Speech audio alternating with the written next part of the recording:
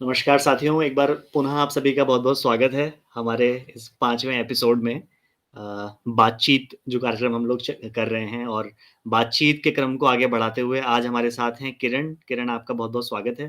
धन्यवाद इप्सित जी और आपको बहुत-बहुत शुभकामनाएँ बातचीत की दिस सीरीज़ सीरीज़ के लिए।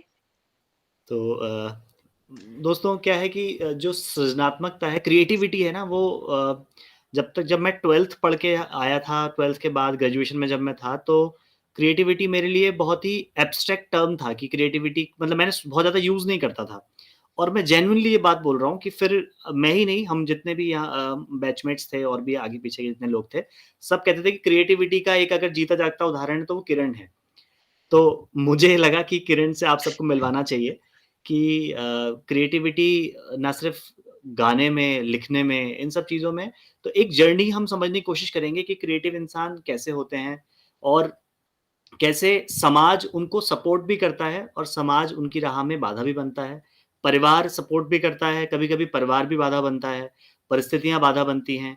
और एक और एंगल को हम लोग कोशिश करेंगे अगर किरण एक्सप्लोर करने पे एग्री करेंगी तो वो कि जो कठिनाइयाँ आती हैं लाइफ़ में या कहना चाहिए जब भी कोई क्रिएटिव इंसान हर्ट होता है, तो और अच्छी रचना निकलती है। सही बात है। तो क्रिएटिव उसमें क्रिएटिविटी के जीवन में हर्ट होना बहुत आवश्यक है ऐसा मुझे लगता है। तो प्रश्नों की शुरुआत मैं करूँ उससे पहले आप अपने हाल-चाल बताइए कि सब ठीक है? सब बढ़िया है, सब अच्छा चल रहा है।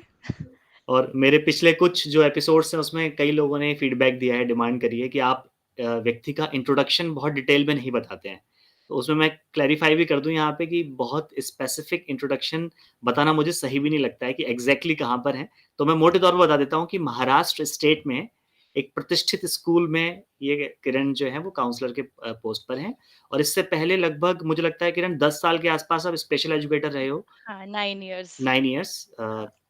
बढ़िया है 9 नंबर। तो 9 इयर्स आप रहे हो दिल्ली के बहुत प्रतिष्ठित स्कूल में 9 वर्ष का समय इन्होंने एज़ ए स्पेशल एजुकेटर बिताया। देखो एजुकेटर होना बड़ी बात है, स्पेशल एजुकेटर होना बहुत बड़ी बात है। एक शिक्षक होना अपने आप में एक बहुत गौरव गौरव वाला जॉब है। उसके बाद स्पेशल एजुकेशन बहुत डिफ़िकल्ट भी है, उसके बारे में भी हम जानेंगे कि क्या डिफ़िकल्टीज़ हैं, क्या चैलेंजेज़ हैं। उसके बाद एक क्या किस लेवल का सैटिस्फैक्शन मिलता है। तो किरण अपने फैमिली के बारे में बताइए कि अगेन जो मेरा तरीका है इंट्रोडक्शन का वैसे ही आप भी बताइए कि अपनी फैमिली में जितना मैं जानता हूँ कि आपके घर में शायद संगीत का एक माहौल है। जी। तो उसने आपको किस तरह से तैयार किया? और जब आप छोटे थे तो आपको लग रहा था कि आप मतलब कुछ एक्स्ट्रा ऑर्डिनरी कर रहे हो? जैसे स्कूल में जाकर जब हम गाते हैं तो हमको लगता है कि हम इन 30 लोगों से बेटर गा रहे हैं। घर में शायद हमको नहीं पता होता कि क्योंकि फादर भी गा रहे हैं या मदर भी गा रही हैं। तो वो घर हाँ। का माहौल के बारे में हमको कुछ बताओ? शुरुआत में तो मतलब रियलाइज़ नहीं हुआ क्योंकि मम्मी-पापा दोनों ही म्यूज़िक में जुड़े हुए थे शुरू से, फैमिली जुड़ी हुई थी। और मेरा बचपन कहते हैं 10 इयर्स तक तो मैं घर पे थी, उसके बाद बोर्डिंग स्कूल नवोदय विद्यालय। सो वाह! 10 साल की जो जर्नी थी उस समय हम बच्चे ही होते हैं, उतना सेंस नहीं होता, लेकिन ये था कि हाँ, जो भी वो सीख रहे थे कहीं न कहीं वो अनकॉन्शियसली दिमाग में जा रहा था, म्यूज़िक स्पेशली। और उसके बाद जब हॉस्टल लाइफ शुरू हुई 6 टू 12th वाली, तो वहाँ पे 1-2 बार जब होता है ना बच्चों का इंट्रोडक्शन होता है, तो जो जिसको भी जो आता है अपना-अपना टैलेंट शो करते हैं। तो बाय डिफ़ॉल्ट मुझे पता था कि मैं अच्छा गा सकती हूँ, तो गाने पे आगे होती थी। और एक बार जब पता चल गया तो सबसे अच्छी बात ये है कि प्लेटफ़ॉर्म मिलते चले गए। कुछ भी इवेंट्स हो रहे हैं, कुछ भी प्रोग्राम हो रहा है, तो एक प्लेटफ़ॉर्म रेडी रहता था कि आपका एक गाना या भजन होगा ही होगा। कुछ भजन ऐसे हो गए थे कि हर प्रोग्राम में मुझे वो गाने ही होते थे कि ये by default as a filler है या जो भी है, तो वो अपॉर्च्युनिटी मिलती चली गई। तो इसीलिए कहीं न कहीं वो टैलेंट उतना था, शायद था नहीं, लेकिन अपॉर्च्युनिटीज़ मिली तो वो थोड़ा पॉलिश होता गया। स्कूल्स में भी क्या होता है जैसे कोई प्रोग्राम अगर चीफ गेस्ट के आने में डिले हो रहा है, तो हाँ। 3-4 बच्चे होते हैं फिक्स कि तुम आ जाओ, तुम तब तक गाना गा दो और वो बच्चे उनको ध्यान से देखते रहते हैं। मैंने मतलब जो चीज़ महसूस करी क्योंकि मैं सौभाग्य से मतलब चाहे वो शिशु मंदिर का समय हो मेरा या सीबीएसई स्कूल का टाइम हो, हर टाइम पर मैं लगातार क्रिएटिव लोगों के संपर्क में रहा हूँ अनचाहे। मैं जानता नहीं था कि क्रिएटिविटी क्या होती है, पर जो सिंगर्स हैं, डांसर्स हैं, उनके कॉन्टैक्ट में मैं रहा हूँ। तो मैं आप में एक चीज़ मैंने देखता हूँ कि एफर्टलेस सिंगिंग है, कि बहुत एफर्ट ऑब्वियसली आपने मेहनत की है, मेहनत को नहीं मना कर रहा हूँ, पर एक वो है ऐसा लगता है कि सुर कहीं से सरस्वती जो हैं वो स्वयं आके गाना गा रही हैं। तो क्या आपको भी ऐसा ही लगता है कि नहीं लगता है, एफर्ट इ लगता है? इस रिस्पेक्टिव में पर्सपेक्टिव में बोल सकती हूँ जीन्स का कहीं रोल होगा कि हुँ। फैमिली से वो शायद चला आ रहा है कि लेकिन हाँ, अगर आप टिपिकल क्लासिकल सिंगिंग की बात करो तो मैं कहीं भी नहीं हूँ। एक एज़ अ कॉमन पर्सन लगता है कि ठीक है हम गा गा सकते हैं जहाँ हम जैसे लोग हमारे साथ रिलेट कर पा रहे हैं। लेकिन अगर आप बोलो कि क्लासिकल जब सीखना है या उसमें परफ़ॉर्म करना है तो मैं तो still I am a learner. अभी बहुत लंबी जर्नी बाकी है उसके लिए। क्लासिकल म्यूज़िक के लिए मेरी बहुत इज़्ज़त है मेरे मन में, इसलिए भी इज़्ज़त है क्योंकि मुझे नहीं आता क्लासिकल म्यूज़िक। बहुत सारी चीज़ें जिसको नहीं हमको नहीं आती, उनके प्रति रिस्पेक्ट हमारे मन में होती है। पर मैं एक बात बहुत जेनुइनली फ़ील करता हूँ कि 99% लोगों को क्लासिकल सिंगिंग नहीं आती भारत के। हाँ, वो बहुत एक 99% लोगों को। तपस्या है। क्लासिकल सिंगिंग एक तपस्या है, उसके लिए आपको डेडिकेशन के साथ हार्ड वर्क पूरा टाइम देना पड़ेगा। लोग घंटों-घंटों रियाज़ करते हैं। वो तो अच्छा, और एक और बात कि जैसे ना कोई इंसान अगर क्लासिकल सिंगिंग कर रहा है, बहुत एफर्ट होगी, तपस्या होगी, ज़रूरी नहीं है कि उसके इमोशंस वहाँ पे इन्वॉल्व्ड हों। मैच करें। हाँ, तो लोग जिससे रिलेट करते हैं, जैसे मैंने देखा अक्सर आप भी और भी बहुत सारे सिंगर्स ऐसे हैं, जिनको मैं देखता हूँ कि लोग उनसे जुड़ जाते हैं। शायद शायद आप उस म्यूज़िक को फ़ील कर रहे हो, जो भी रीज़न है। वही। जैसे हाँ, आपने गुरुदेव पे गाना लिखा था हे पिता, उसको अक्सर मैं भी उसमें कॉपी क मतलब वो कर लेता हूँ, गाना मैंने चुरा लिया है और कई कई जगह बोलता हूँ मैंने ही लिखा है, चिंता मत चुराने करो। की बात ही नहीं है, ये तो हम सबका गाना है। तो वो भी मैं देखा मतलब उस गाने में कुछ है ऐसा। और भी गाने जैसे आपने बहुत सारे लोगों को नहीं पता होगा कि अभी भी डीएसपीवी का जो उन्नयन सॉन्ग है, वो अभी भी यहाँ का थीम सॉन्ग है। वो आपने लिखा है, आपने कंपोज़ किया है। ये बहुत कम लोग जानते होंगे और शायद संगीत ऐसी चीज़ है या एक लिरिसिस्ट के लिए या एक कंपोज़र के लिए सबसे बड़ी खुशी ये है कि मेरा कंपोज़ किया, लिखा हुआ गाना कहीं यूज़ हो रहा है, वो उसमें ही खुश हो है। रहा है। तो और सच वो भी बात। अपनी मातृ संस्था में यूज़ हो रहा है, तो इससे बढ़िया क्या हो सकता उससे है? बड़ी ब्लेसिंग ही कुछ और नहीं है। सच बात है। तो एक और चीज़ है जो स्पेशली सिंगर्स के साथ वो चीज़ ज़्यादा है, डांस के लिए एक अलग माहौल चाहिए, ड्रेस कोड चाहिए, बहुत सारी चीज़ें चाहिए होती हैं। सिंगर्स के लिए कभी भी उनको बस अगर माइक है तो अच्छी बात है, माइक नहीं भी है तो वो रेडी हैं तो भी कहीं। हाँ, तो भी रेडी है। तो आप किसी नई जगह पे जैसे जाते हो तो ज नए आपने स्कूल्स चेंज करते हो या यूनिवर्सिटी में आए यहाँ पर या उसके बाद जॉब में जाते हो, तो ये म्यूज़िक आपको किस तरह से हेल्प करता है? म्यूजिक तो मुझे लगता है कि लाइफ में ही है, एक पार्ट बन गया है म्यूजिक। और कहीं भी जाओ, शुरू से मेरी जर्नी स्कूल के साथ ही रही है, तो स्कूल्स में एकेडमिक्स के साथ को करिकुलर एक्टिविटीज हमेशा ही होती हैं। तो कहते हैं ना कि I am blessed in that sense कि हमेशा मुझे प्लेटफॉर्म तो मिल जाते हैं। यहाँ पर भी as a teacher children's day आता है तो परफॉर्म करना है, बच्चों के लिए कुछ तैयार करना है, तो वो चीज वहां पर है। या जब बच्चे कुछ परफॉर्म कर रहे हैं तो हम उनको गाइड कर रहे हैं। तो म्यूजिक कनेक्टेड है, वो छूटा नहीं है कहीं से भी। सही बात है और आप सबको बताना ये भी आवश्यक है कि किरण के अपने भी यूट्यूब चैनल्स हैं, हालाँकि उतने एक्टिव नहीं हैं, जितना मैं देखता हूँ और मैं अपेक्षा करता हूँ कि वो अपने अनप्लग्ड गाने वहाँ पर डालें, तो और हमको सुनने में आनंद आएगा। अगर कोशिश कहीं करेंगे। स्कोप आए तो समय। लोगों को सुनने को मिलेगा क्योंकि मैं बहुत सारे उनको देख रहा हूँ। देखो एक चीज़ मैं मानता हूँ कि किसी चीज़ का वायरल होना उसके अच्छे होने की पहचान नहीं है या हिट होना या फेमस एग्जैक्टली। होना।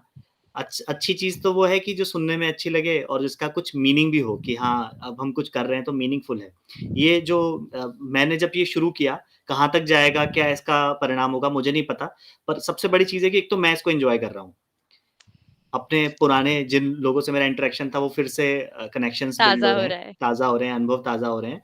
और सबसे बड़ी बात है कि इस पूरी जो भी बातचीत सुनेगा उसको भी कुछ ना कुछ सीखने को मिलेगा। और मैं ये भी चाहता हूँ कि लोग अगर प्रोसेस आपने कभी अनुभव किया है, तो प्रोसेस भी लोग जानें कि ये होता कैसे है? कैसे हो रहा है ये? और क्या ये किया जा सकता है या ये होता है, कोई कर नहीं सकता? मतलब एक बहुत बड़ी डिबेट है ट्रेनिंग वर्सेस ब्लेसिंग की, ये ब्लेसिंग ब्लेस। है हाँ। या ये ट्रेनिंग है? आपको क्या लगता है कि ये ट्रेनिंग से मुझे लगता है इंटरकनेक्टेड हैं दोनों चीजें, मर्ज हैं। हुँ, मतलब कहते हैं ना जैसे वो स्पाइरल होता है कि दोनों चीजें कहीं ना कहीं कनेक्ट हो रही हैं। प्रैक्टिस भी चाहिए, हार्ड वर्क भी चाहिए, क्योंकि अगर आप टैलेंट तो किसी ना किसी के पास, हर किसी के पास एक ना एक टैलेंट तो मिनिमम भगवान ने दिया ही है, हुँ, ऐसा मैं मानती हूँ। लेकिन सिर्फ उस टैलेंट को रख देना साइड में और उसको यूटिलाइज नहीं करना तो जस्ट अ वेस्ट। अगर हम कंटिन्यूएशन में लगे रहेंगे तो पॉलिश होगा, जरूर होगा, लेकिन करते रहना पड़ेगा। तो वो दोनों चीजें हैं, ब्लेसिंग्स भी है और ट्रेनिंग्स भी है। ट्रेनिंग भी है। ट्रेनिंग को अब हम लोग क्योंकि इस एजुकेशन सिस्टम से निकल के गए ना, हम ट्रेनिंग को मना नहीं कर सकते क्योंकि अच्छा इस एजुकेशन सिस्टम को हटा भी दो तो गुरुकुल व्यवस्था में भी ट्रेनिंग होती थी। ट्रेनिंग होती तो थी। ट्रेनिंग ज़रूरी है, पर समहाउ ट्रेनिंग तभी काम करेगी जब अंदर उसका बीज है। बीज है। अगर बीज नहीं होगा ललक तो होनी चाहिए अंदर से अलग होनी कि चाहिए। हाँ मुझे करना है, या कुछ अंदर से सेल्फ मोटिवेशन तो बहुत जरूरी है। जैसे अगर मैं पढ़ती रहती हूँ तो विचार और आते हैं और लिखने का मन करता है। और अगर किसी कारणवश बहुत ज्यादा बिजी शेड्यूल है, नहीं पढ़ पा रहे हो, बहुत लंबा लंबा गैप हो गया है, तो फिर वो थॉट्स भी उतने खुल के नहीं आते हैं। अगर आ भी रहे हैं तो वो सिंक में नहीं रहेंगे। तो कोशिश भी करो कि अच्छा अभी टाइम है, लिखते हैं कुछ, ऐसे नहीं होगा। वो उसको कहते हैं ना, एनर्जी बढ़ते रहना पड़ेगा बीज को, सो दैट वो ग्रो करे। ग्रो करे, सही बात है। उसको कहते हैं कि एनवायरनमेंट देना पड़ेगा बीज को, कि हाँ। वो फल-फूल सक सके और आपके संग एक अच्छी बात मैंने शायद देखी कि एक तो फैमिली स्टार्टिंग वाली, फिर आप नवोदय में चले गए और नवोदय भी बहुत ही एक ब्रांड है नवोदय और उसके बाद आप डीएसवीवी में आए और हम सभी लोग डीएसवीवी में पढ़े और हम सबने ऐसे कॉम्बिनेशन के साथ पढ़ाई करी, जो शायद विश्व में पहली बार किसी ने करी होगी। पूरे वर्ल्ड में इस कॉम्बिनेशन से पढ़ाई पहली बार हमने करी। और आपको कुछ कंपेयर करना हो मतलब जेन्युइनली बताइए कि जैसे डीएसवीवी के एम्बियंस में जब आप लिखते थे और इससे पहले, बाद, प्री, पोस्ट में कुछ आपने डिफरेंस फ़ील किया कि यहाँ के एम्बियंस में कुछ अलग लिखा जाता है? जी, बिल्कुल। जैसे वही बात हो रही ना बीज को नरिशमेंट देने वाली बात, तो आई थिंक मैंने लिखना शुरू किया था 10th क्लास में, जब हिंदी के पेपर की तैयारी होती थी और निराला जी को पढ़ते थे, या महादेवी वर्मा जी की जो कविताएँ पढ़ते थे, जो मोटिवेशनल होती थी। स्पेशली मुझे मोटिवेशनल कविताएँ बहुत इंस्पायर करती थी। तो उनकी तैयारी करते-करते कहते हैं ना, जब सिलेबस कंप्लीट हो जाता है इसी टाइम तक आते-आते, फिर हम लोग रिवीजन में अपने आप को बिल्कुल एंगेज कर देते हैं। तो मैंने कुछ लाइनें लिखी जो अच्छी लगी, और आई थिंक फिर उसके बाद वो जर्नी शुरू हुई।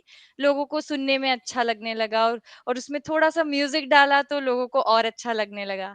तो काफ़ी कुछ सॉन्ग्स भी मोटिवेशनल मैंने 10th से 12th तक की जर्नी में लिखे थे। लेकिन कहीं न कहीं अगर मैं कंपेयर करूँ देव संस्कृति में आने के बाद और उस समय, तो वो जो कहते हैं ना पॉलिश हो गए, थॉट्स और ज़्यादा क्लियर हो गए, और ज़्यादा मोटिवेशनल हो गए, और उसमें जो कहते हैं भाव जो मिक्स हो रहे हैं, वो ज़्यादा हो गए। उसका क्रेडिट भी यूनिवर्सिटी के एनवायरनमेंट को जाता है, जो कि ये भी रेसिडेंशियल था, नवोदय विद्यालय भी रेसिडेंशियल था। लेकिन यहाँ का जो ऑटोमैटिक स्पिरिचुअल एम्बियंस जो है, हम लोग उसमें घुल गए इस तरीके से। और इसमें एक बहुत बड़ा प्लस पॉइंट ये है कि उस टाइम जो इंटरनेट और मोबाइल का जो यूज़ था, वो बहुत ही कहते हैं इसका 10% भी नहीं था जो आज है। तो हम सही बात लोग है। अ, कला के लिए हम लोग फ्री थे उस समय। मोबाइल या इंटरनेट में फँसे हुए नहीं थे। तो जो भी सोचते थे वो बहुत जल्दी उसका इम्पैक्ट दिखने लगता था। मैं ये सोचता था कि शायद हमारे टाइम पे हमारे टीनेज में यदि इंटरनेट होता, यूट्यूब होता तो हम तब से ही यूट्यूब का चैनल बनाते और ऐसा करते, वैसा करते। पर शायद हम वो गँवा देते जो हमने अब लिया इस पिछले अपने एग्ज़ैक्टली। टीनेज में हुँ, या ग्रेजुएशन, पोस्ट ग्रेजुएशन के टाइम पे। मुझे कोई अपना दिन ऐसा याद नहीं है कि जब अखंड ज्योति या कुछ पढ़ के ना सोते हों रात में। और मैं ही नहीं, हर एग्ज़ैक्टली। बच्चा जो हर वहाँ था बच्चा, हाँ। वो और अब रूटीन का एक रूटीन का हिस्सा मैंडेटरी है। पार्ट था कि सोने से पहले 1 पेज पढ़ना है या 1 स्टोरी पढ़ना है। अब नोटिफ़िकेशन चेक करके सोते हैं कि कुछ मैसेज छूट तो नहीं गया।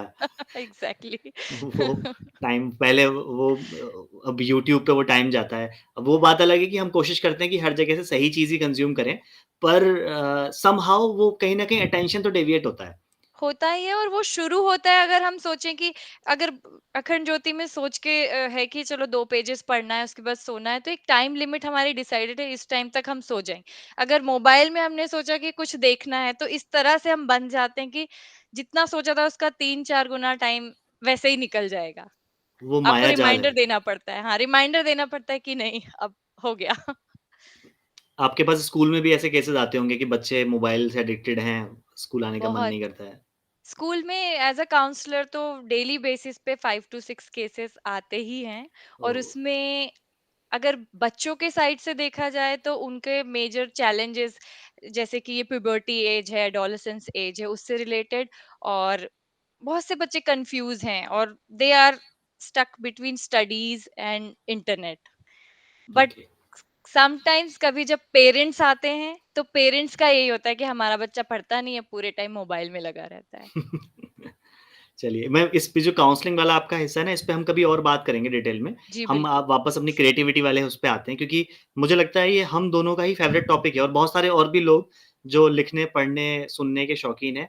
मुझे लगता है भारत में कोई ऐसा नहीं होगा जिसको कोई ना कोई एक इंटरेस्ट ना हो। या तो म्यूज़िक सुनने का उसको इंटरेस्ट होगा या गाने का होगा, भले ही वो अपने लिए अच्छा गाता हो, बाथरूम सिंगर होगा। लेकिन हाँ, मतलब अब स्वांतः सुखाए वाली स्वांतः फीलिंग सुखाए। होती है। सही और बात है। और बहुत सारे लोग ऐसे हैं कि जो जिनके लिए ये स्ट्रेस बस्टर है बहुत बड़ा म्यूज़िक या सुनना इंस्ट्रूमेंटल बहुत सारे लोग मंत्र सुनते हैं, अच्छे-अच्छे जो मंत्र हैं, भजन सुनते हैं। तो आम तौर पे जो क्वेश्चन है मेरा वो ये है कि आम तौर पे जो अच्छा गाते हैं और अच्छा लिखते भी हैं और उसे कंपोज़ भी कर देते हैं, उतना ही अच्छा, ऐसे लोग मेरी नज़र में मैंने आज तक किसी को देखा नहीं। मैं बॉलीवुड में भी ऐसा कोई नाम नहीं जानता, मेरी नज़र में नहीं है ऐसा कोई। और मैंने आपको यहाँ तक भी देखा है कि हम लोग ने साथ में जब भी प्रोग्राम्स भी किए हैं, तो मैंने कहा ये एक स्टैन्ज़ा कम पड़ रहा है, तो आपने फटाफट जाके स्टैन्ज़ा लिखा, कंपोज़ करके ले आए। तो ये चीज़ अभी भी है या कहीं छूट गई है पीछे? नहीं, ये चीज़ है अभी भी, लेकिन वही है, ये अपना मतलब मेरे लिए स्वांतः सुखाए है ये चीज़, कि कुछ भी लिखना है, उसको कंपोज़ करना है, लेकिन बहुत बार ये होता है कि नीड बेस्ड हो जाती हैं चीज़ें, कि अगर ज़रूरत है तो कंपोज़ करेंगे। लेकिन अगर मैं कंपेयर करूँ तो हाँ, अभी सिर्फ़ राइटिंग पार्ट ज़्यादा हो गया है। म्यूज़िक उसमें इन्वॉल्व करना थोड़ा मुश्किल हो गया है, लैक ऑफ टाइम। बट लेखन मेरा जारी है। ये तीनों काम आप शुरू से ही कर रहे हो कि लिखना भी, कंपोज़ करना और गाना? अगर मैं याद करूँ तो हाँ, ये ऑटोमैटिकली तीनों चीज़ें साथ ही चल रही हैं। इसको ये मैंने सेग्रीगेट करके नहीं देखा कभी। हैं तो तीनों जुड़ी हुई, लेकिन आम तौर पे जो एक्सपर्टीज़ होता है ना मतलब हो सकता है लोग होते हों कि हो सकता है प्रसून जोशी अच्छा गाते भी हों, मुझे नहीं पता हो। हो सकता है सोनू निगम लिखते भी हों, मुझे मुझे ना पता हो। पर जो किसी का नेम होता है सोनू निगम सिंगर हैं, प्रसून जोशी लिरिसिस्ट हैं, कोई कंपोज़र हैं, तो इस तरह से नाम फ़ेमस होते हैं। तीनों काम करने वाला आपके पास कोई एग्ज़ाम्पल है? मेरे पास तो नहीं है। मैंने रिसर्च तो नहीं की, बट जो मैं अपने बारे में याद करती हूँ कि जब मैं डीएसपीवी में थी, तो ऐसा बहुत बार होता था कि रात की नींद में मेरे दिमाग में कोई धुन चल रही है और उस धुन में कुछ लिरिक्स भी आ रहे हैं, वर्डिंग्स भी आ रही है। तो मैं बहुत कन्फ्यूज़ हो जाती थी और मैं रात के 2 बज रहे हो या 3 बज रहे हो, उठ के ना वो लाइनें तो मैं लिख लेती थी, लेकिन जब सुबह उठती थी तो वो म्यूज़िक हिल जाता था, जो चल रहा था कि बड़ी अच्छी धुन आ रही थी इस लाइन के लिए, अब लाइन तो लिख लिया, वो क्या करूँ? तो 2-3 साल निकलने के बाद मैंने फिलिप्स का एक छोटा-सा आइपॉड खरीदा था। इसलिए कि अगर वो धुन मेरे उसमें आ रही है तो मैं उठ के जाके सीधे कॉर्नर में जाके, बालकनी में जाके उसको रिकॉर्ड कर लेती थी।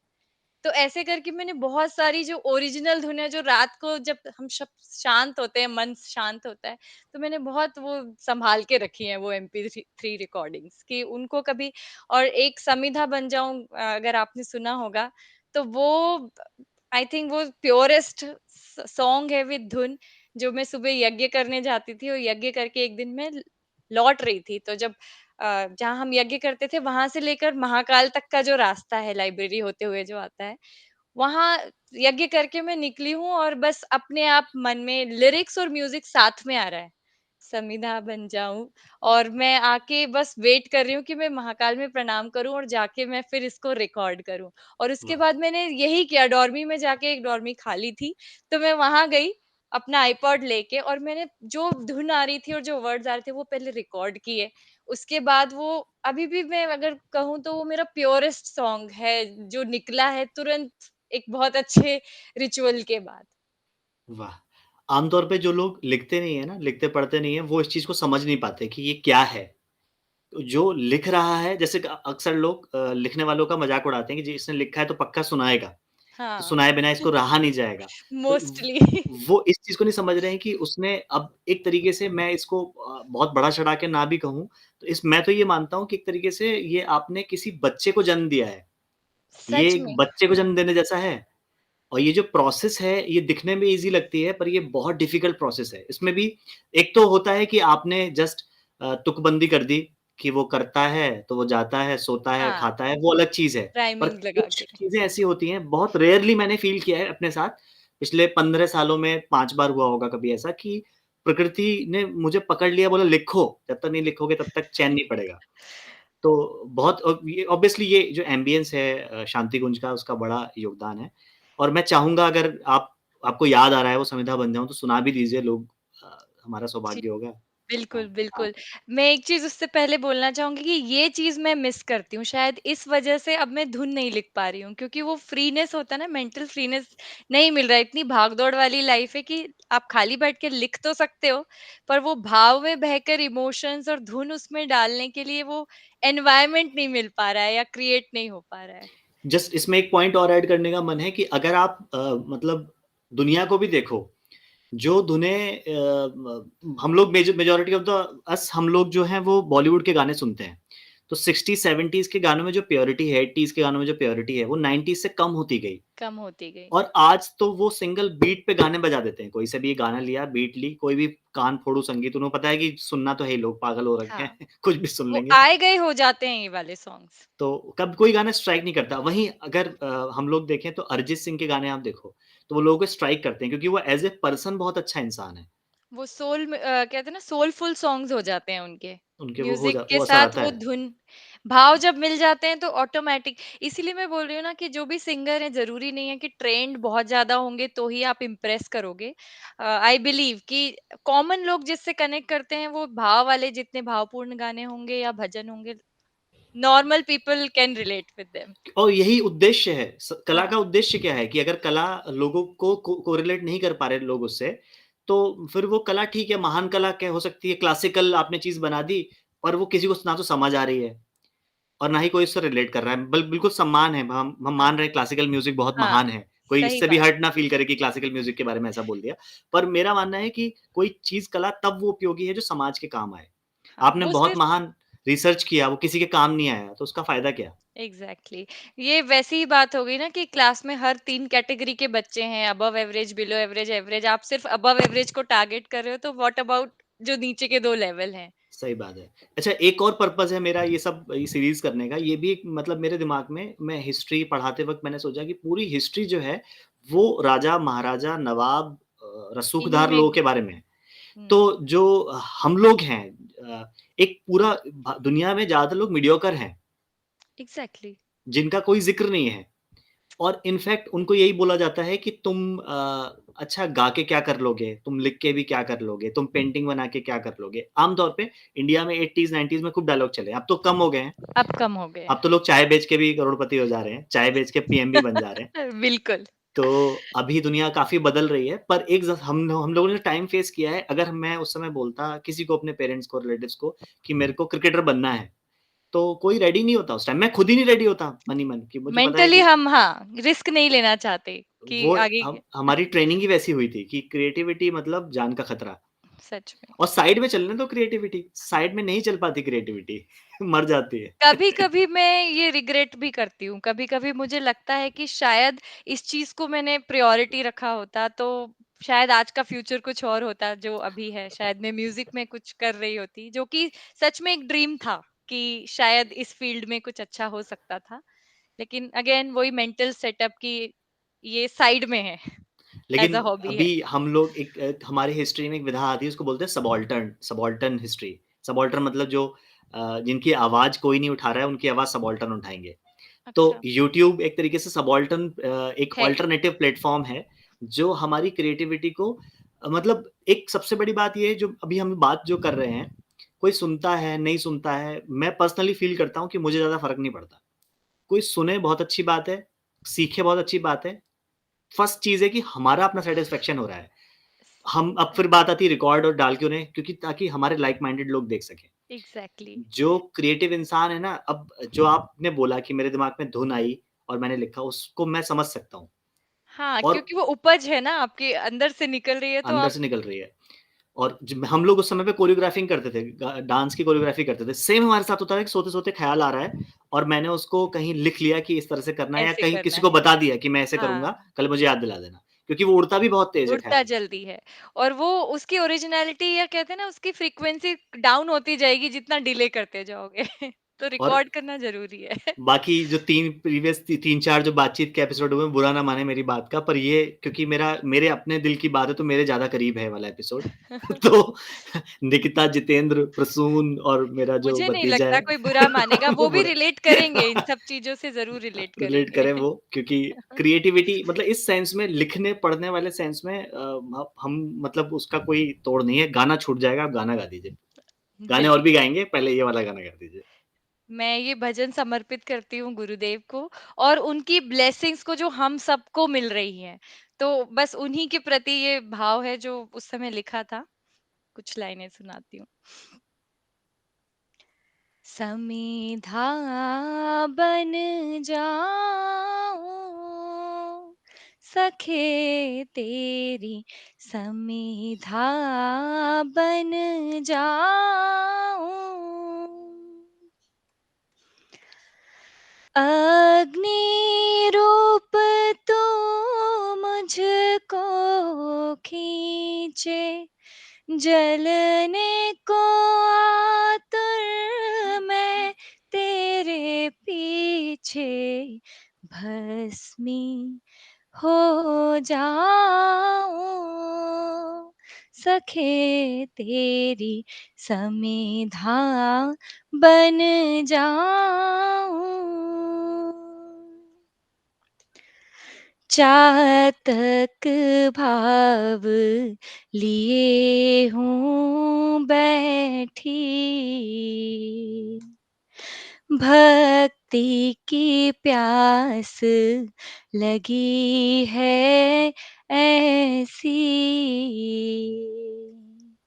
दे दो दर्शन स्वाति बन के बरसों मेघा ज्यों पय छलके तृप्ति मैं पाऊं सखे तेरी समीधा बन जाऊं सखे तेरी समीधा बन जाऊं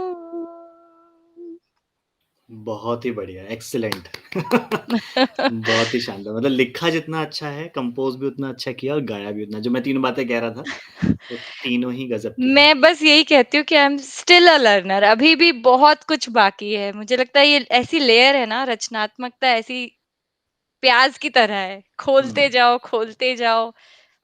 कोई था उसका नहीं है इसकी, एग्ज़ैक्टली वो चलता ही रहेगा। चलता रहेगा। और पता है क्या कि इसमें मैं हमेशा ये मानता हूँ, देखो, आप इसको समझ सकते हो अच्छे से कि आप जो लिख रहे हो या जो कंपोज़ कर रहे हो, वो एक्चुअली आप नहीं कर रहे हो। किसी शक्ति ने आपको माध्यम बनाया है। शायद उसने देखा कि आप में पात्रता है, आपने उस शक्ति को बस अपने ओर से गुज़रने दिया। गुज़रने दिया। बिल्कुल, अदरवाइज़ हम लोगों ने क्या है ना, बहुत सारे अभी आप जो कह रहे हो, अभी जो नहीं हो पा रहा है, क्यों? क्योंकि ब्लॉकेड खड़े हो गए हैं चारों तरफ, बहुत सारे, बहुत सारे ज़िम्मेदारियों के, जॉब के, फैमिली के। फैमिली बहुत कुछ है। हालाँकि आपकी फैमिली, जो अभी नई फैमिली है, वो भी क्रिएटिव है। जो इसके लिए भी मैं एक चीज़ यहाँ ऐड करूँगी कि जब मेरी बेटी हुई तो उसके होने के पहले से और होने का जो फर्स्ट 6 मंथ या 1 ईयर होता है मैं कनेक्ट कर पाती हूँ कि जो-जो एक्टिविटीज़ मैंने की है उस समय क्रिएटिविटी से related whether it's listening to music या लिखना या गायत्री मंत्र को सुनना, वो सब चीज़ें बिफ़ोर और आफ्टर में मैं अपनी बच्ची में देखती हूँ कि जो चीज़ें मैंने उसको उस समय सुनाई थी, वो अभी उन चीज़ों में इंटरेस्टेड है। अब उसकी क्लास टीचर मुझे बताती है कि uh, you must put her in music class because उसको बहुत अच्छी सेंस है। तो मुझे अगेन वही लगता है कि ये चीज़ें ट्रांसफ़र होती आ रही हैं। सही बात है। और एक समय के साथ आप ये अनुभव करते हो, हम लोग सभी 30s में आ चुके हैं और अभी हम मैं तो अनुभव करता हूँ कि जो बार-बार लोग कहते हैं ना, मोटिवेशनल स्पीकर्स भी बोलते हैं, तमाम गुरुजन भी बोलते हैं, अच्छी-अच्छी किताबों में लिखा होता है कि वो करो जो आपको पसंद है। पैसे सही तो बात। आएँगे, पैसे तो धीरे-धीरे अपनी ओर खींचे चले आएँगे और रादर वो करने के अपने जीवन के 10,000 घंटे उस चीज़ में लगाने के जो आपको कम पसंद है या नापसंद है। हालाँकि हम लोग आम तौर पे जो काम कर रहे हैं, जैसे शिक्षक का काम या काउंसलर का काम भी अपने आप में अच्छा है। पानी पी लो आप। हाँ, कोई दिक्कत नहीं है। बातचीत में पानी अलाउड है। धन्यवाद। तो इसमें वो अब अपने बच्चों के साथ वो चीज़ अवश्य करनी चाहिए, एटलीस्ट हमारी जनरेशन को, कि उनका जो इंटरेस्ट है, वो उसको बिल्कुल फ्री हैंड होके फ़ॉलो करें और उसमें कुछ अच्छा ही करेंगे, ये तय है। अगर आप किसी चीज़ में डूब जाओगे, तो उसमें से कुछ बन के ही निकलोगे। ठीक है, नेक्स्ट उस पे चलते हैं। काफ़ी जी, अच्छा लगा ये सब बातचीत इस क्रिएटिविटी की, अब आएगी दोबारा तो फिर से करेंगे। अ, बिल्कुल। एक और भी बात है, एक आम सेंस है, हालाँकि धीरे-धीरे बहुत अवेयरनेस आई है लोगों में। लोगों को लगता है कि जो बच्चे स्पेशल एजुकेशन के लिए जाते हैं, हुँ, जो स्पेशल चिल्ड्रन होते हैं, डिफरेंटली एबल्ड, अलग-अलग टर्म्स से हम उनको बुलाते हैं, तो उन उनमें वो क्षमता में कमी होती है या एक उनको कुछ गलत शब्द भी यूज़ किए जाते रहे हैं। अभी मैं यूज़ कर रहा हूँ केवल रेफ़रेंस के लिए, कि अपंग बोलता है कोई, उनको विकलांग बोलते हैं। हुँ। पर ऐसा मुझे लगता है, और हमने जो आध्यात्मिक किताबें गुरुदेव की पढ़ी हैं, उसमें गुरुदेव भी लिखते हैं कि अगर किसी का कोई एक अंग, हम बोले डिफरेंटली एबल्ड है वो, बिल्कुल सही यस, शब्द है ये, यस। कि उनमें कुछ ऐसा है, जो हम क्रिएटिविटी की बात कर रहे हैं वो यहाँ भी आएगी, कि अगर कोई देख नहीं सकता तो शायद वो कुछ और चीज़ें जो अच्छे से महसूस कर सकता है। जो अदर सेंसेस हैं वो ऑटोमैटिकली ज़्यादा डोमिनेटिंग हो जाती हैं। अगर कोई देख नहीं पा रहा है तो डेफ़िनेटली उनका जो सेंस ऑफ सराउंडिंग है या लिसनिंग स्किल्स है वो ज़्यादा इम्प्रूव्ड रहती है। तो मैं जो ये मानती हूँ कि अगर एक स्किल में आप बेस्ट नहीं हुए, इसका मतलब ये नहीं है ना कि बाकी स्किल्स आपकी गायब हो गई हैं। वो लेबल करना just because of one thing is not a good thought. सही बात है, क्योंकि हमारे सिस्टम में, सोसाइटी में, हमारे मतलब इंडिया की बात नहीं है, ग्लोबली ये है कि हमने सर्टेन डेफिनेशंस बना ली है कि या तो ब्लैक है या व्हाइट है।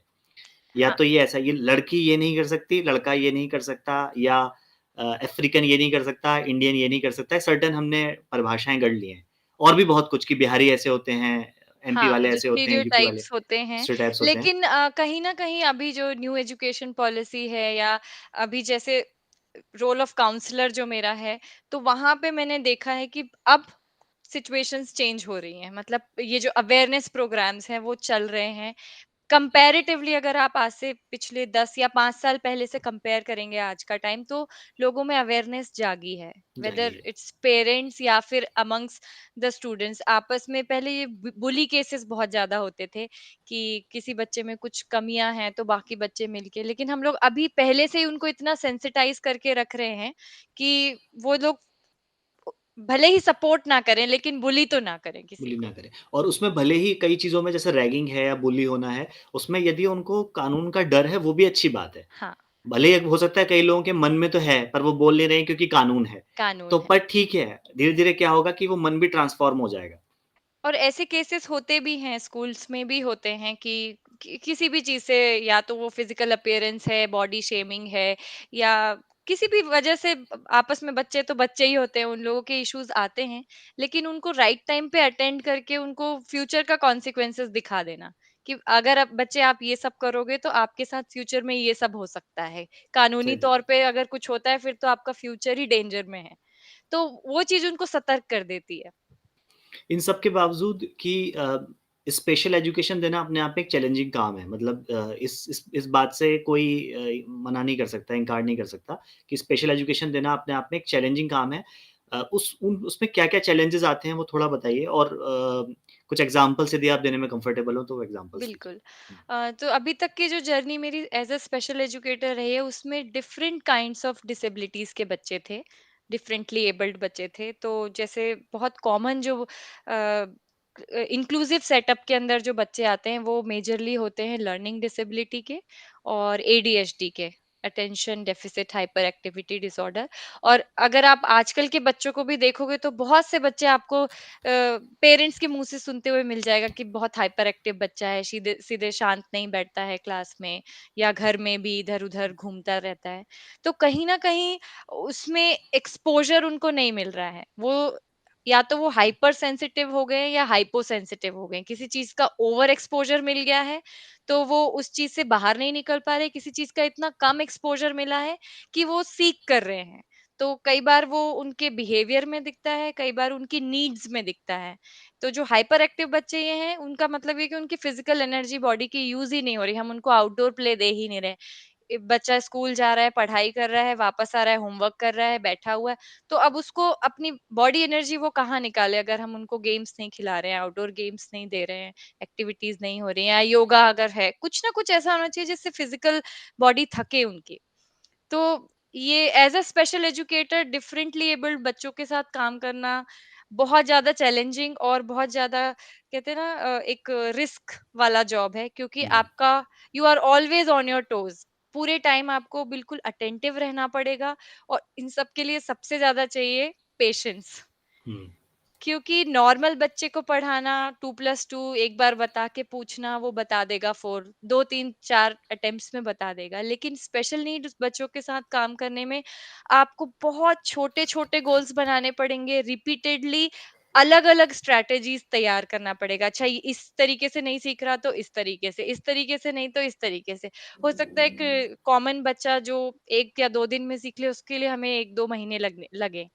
तो सही बात है। पेशेंस बहुत बड़ा रोल प्ले करता है। साथ साथ पेरेंट को अपने साथ एज अ टीम में इन्वॉल्व करना। हुँ, जैसे ट्यूटर जो होते हैं नॉर्मल बच्चों को जो ट्यूशन देते हैं, तो पेरेंट को बस फीस पे करना है, हो गया। बट यहाँ पे ये होता है कि होम्स घर पे क्या होमवर्क करना है, पूरा एक टीम बना के छोटे छोटे गोल्स बना के उनके लिए काम करना पड़ता है, और मल्टीपल स्ट्रैटेजीज। सो ये 2 3 चीजें हैं जो बहुत इम्पोर्टेंट है स्पेशल नीड बच्चों को पढ़ाने के लिए। उनमें कुछ ऐसे टैलेंट्स आपको दिखे हों इस दौरान कि आपको लगा हो कि ये बच्चा अच्छी पेंटिंग कर रहा है, इस तरह से कुछ कभी आपको समझ आया हो बीच में? बिल्कुल, मेजरली जो मैंने बच्चे अभी तक की जर्नी में जो लिए वो सारे प्राइमरी ग्रेड्स के स्टूडेंट्स थे। बट मैंने सब में देखा, जैसे कि मैंने पहले भी बोला कि हर कोई इंसान किसी ना किसी क्रिएटिविटी या किसी ना किसी एक ब्लेसिंग उसके अंदर ऐसी होगी जिसमें आप कह सकते हो कि दिस चाइल्ड इज बेस्ट। तो मैंने कुछ बच्चों को देखा, उनकी ड्राइंग बहुत अच्छी होती है।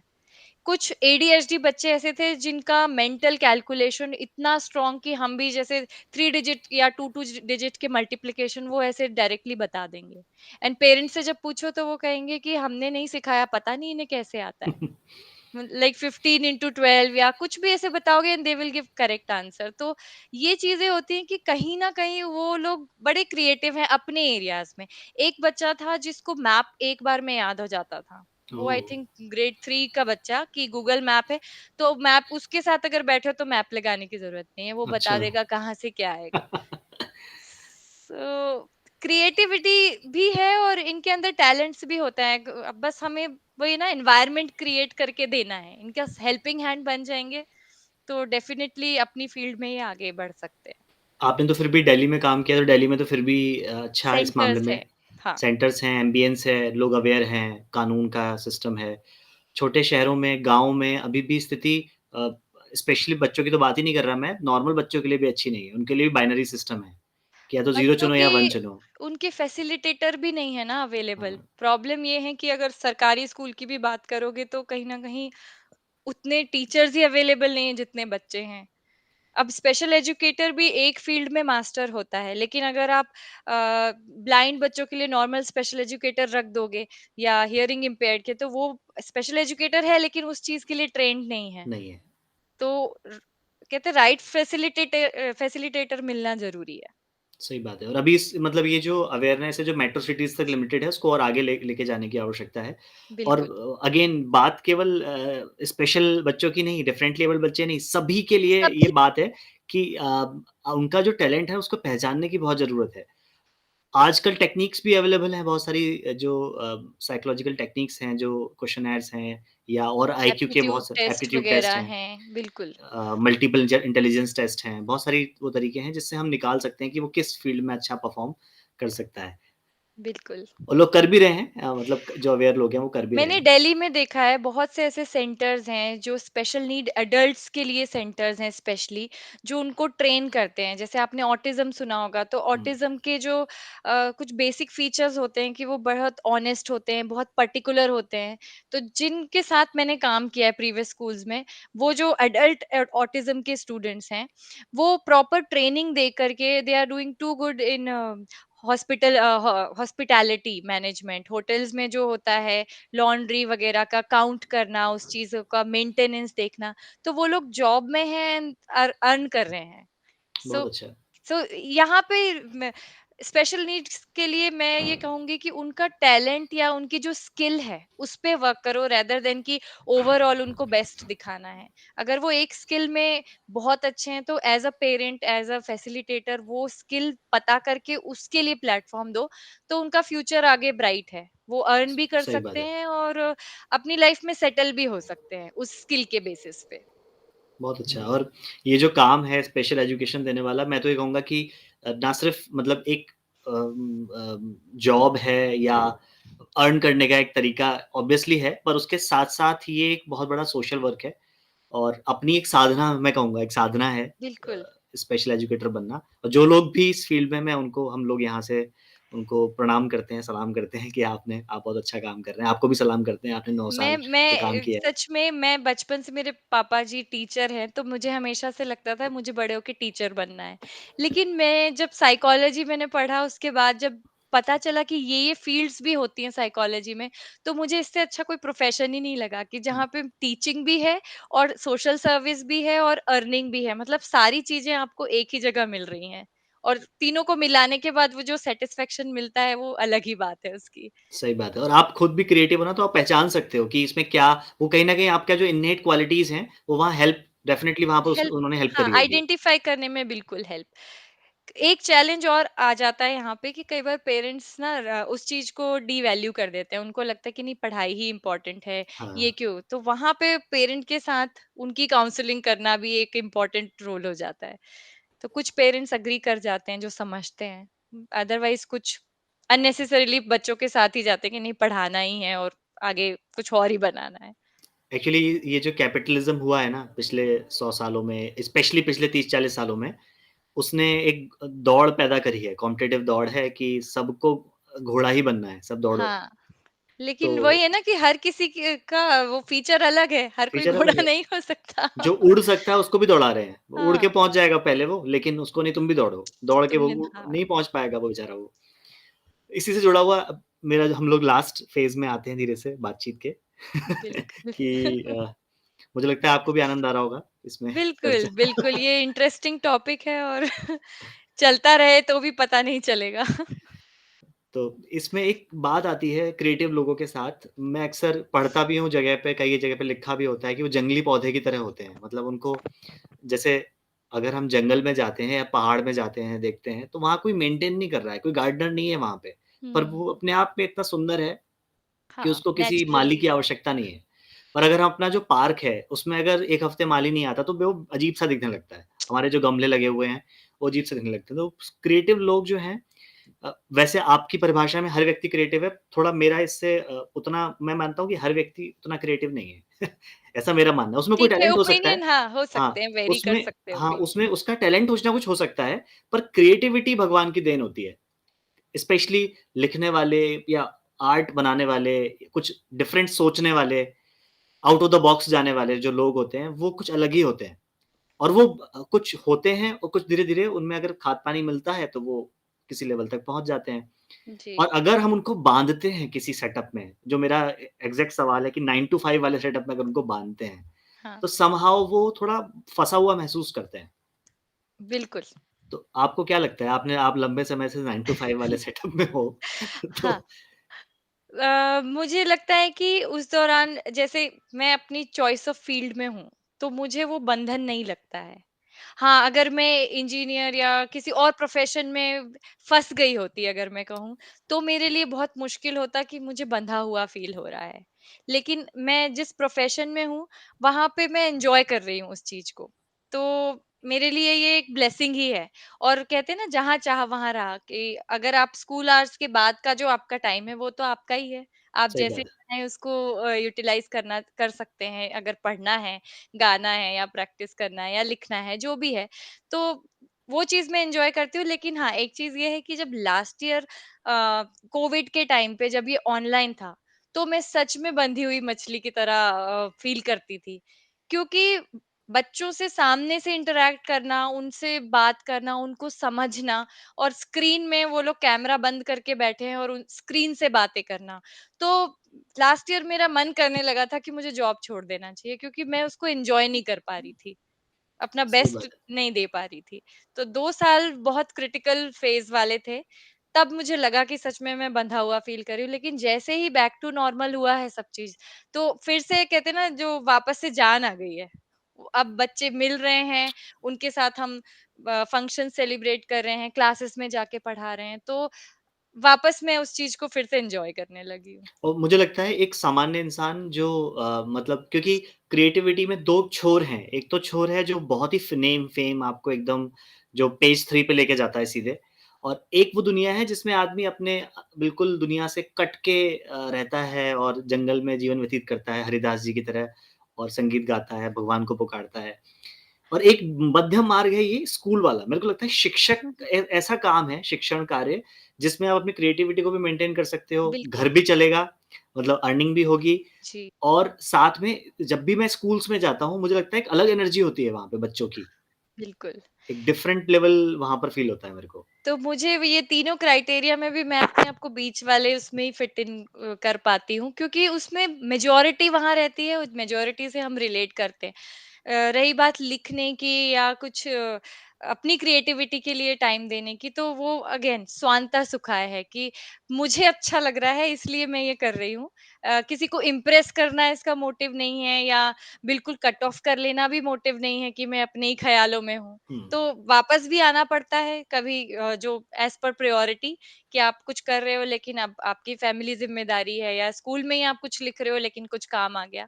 तो वो बैलेंस तो बना के चलना है। लेकिन जब आप लोगों से एक रचनात्मक व्यक्ति जब लोगों से कनेक्ट करता है, तो वो उसके लिए एक सबसे बड़ा सैटिस्फैक्शन होता है। लेकिन ज़बरदस्ती नहीं, वो मतलब ऑटोमैटिक होना चाहिए। सही बात है। और इसमें जब भी टाइम जैसे मिले और मैं अगेन वही कह रहा हूँ कि यूट्यूब एक अच्छा मेथड है और आप जी, स्वयं हैं भी उसपे और अभी आप माई काव्य संदेश के माध्यम से अपनी कविताओं जी, से लोगों को मुखातिब भी करा रही हैं। तो मेरे को ये भी इसमें लगता है साथ-साथ कि आप जो आपने पहले जो गीत लिखे हुए हैं विद म्यूज़िक हाँ। उसको भी आप अगर गाएँगी तो लोगों को सुनने में बहुत आनंद आएगा।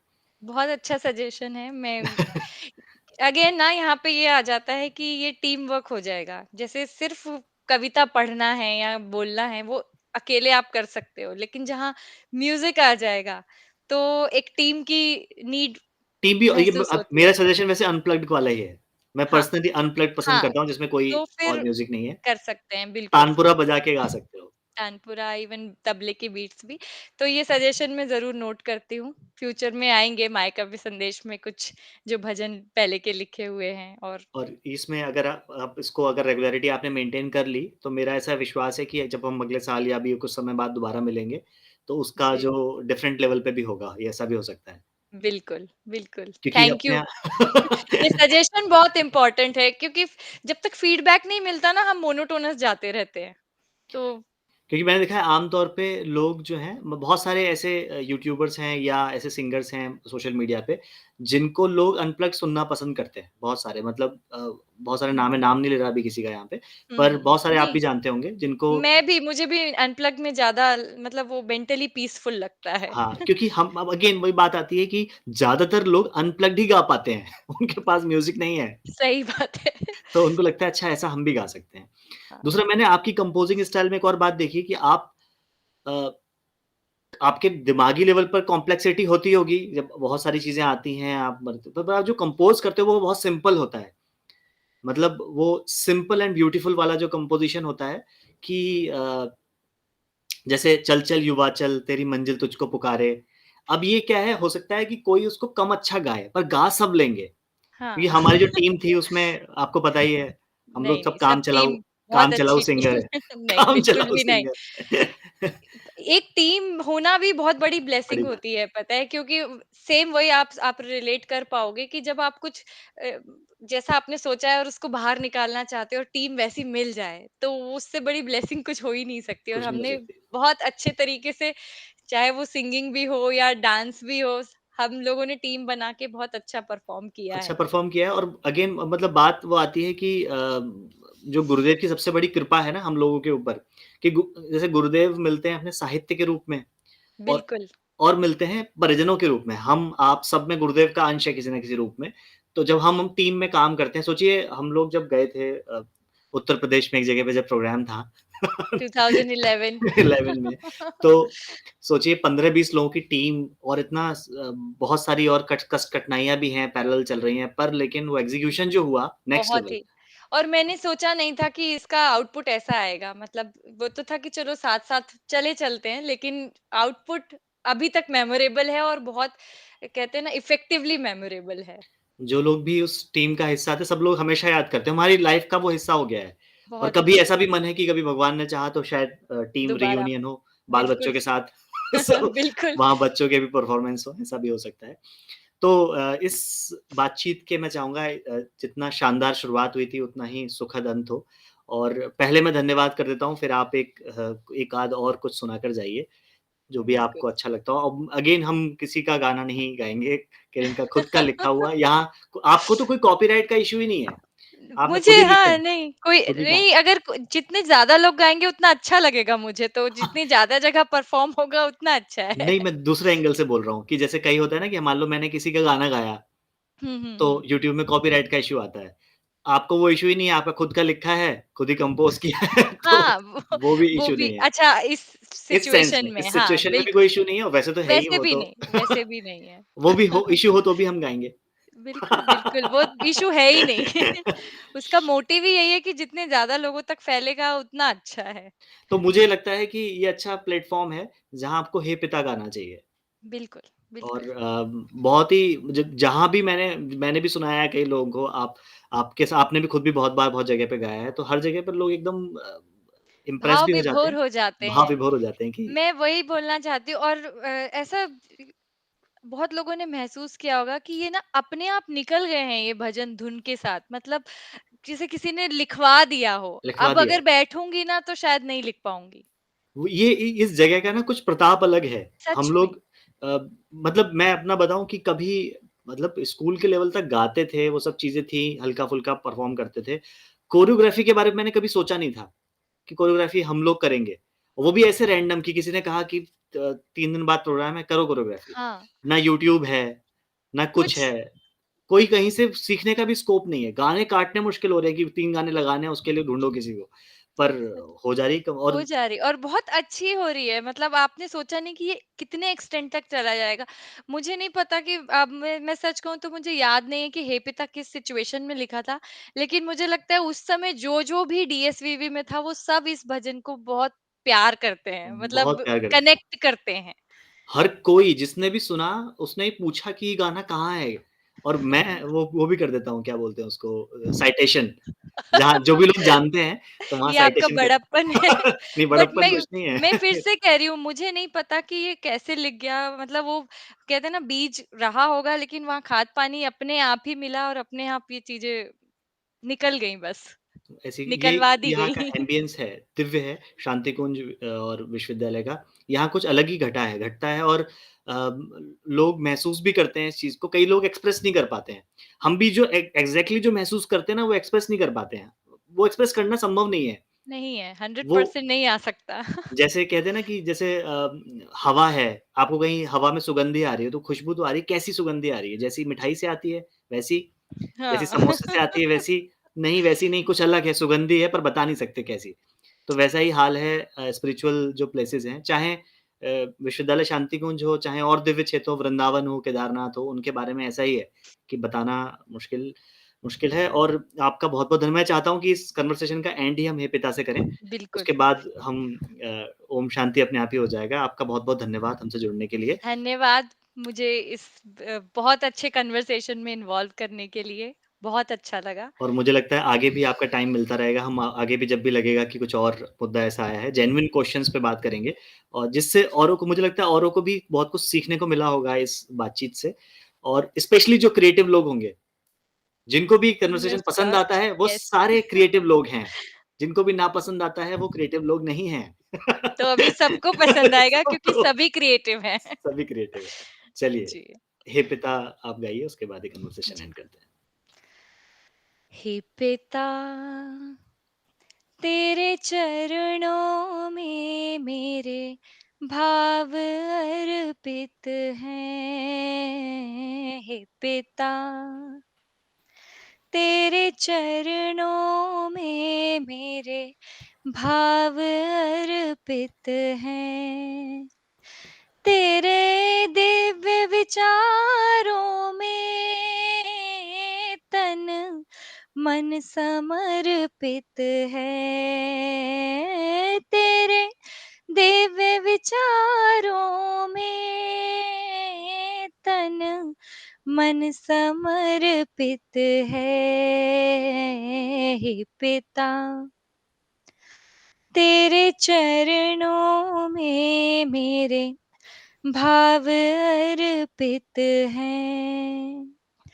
तुम ज्ञान के सागर हो, तुम वेद मूर्ति हो। तुम ज्ञान के सागर हो, तुम वेद मूर्ति हो। जो बरसे कृपा तेरी ब्रह्मानुभूति हो। जो बरसे कृपा तेरी ब्रह्मानुभूति हो। कोई अन्य भावना ना भाए, बस तेरा चिंतन ही भाए। बस तेरा चिंतन ही भाए। हे पिता तेरे चरणों में मेरे भाव अर्पित हैं। हे पिता बहुत-बहुत धन्यवाद आपका।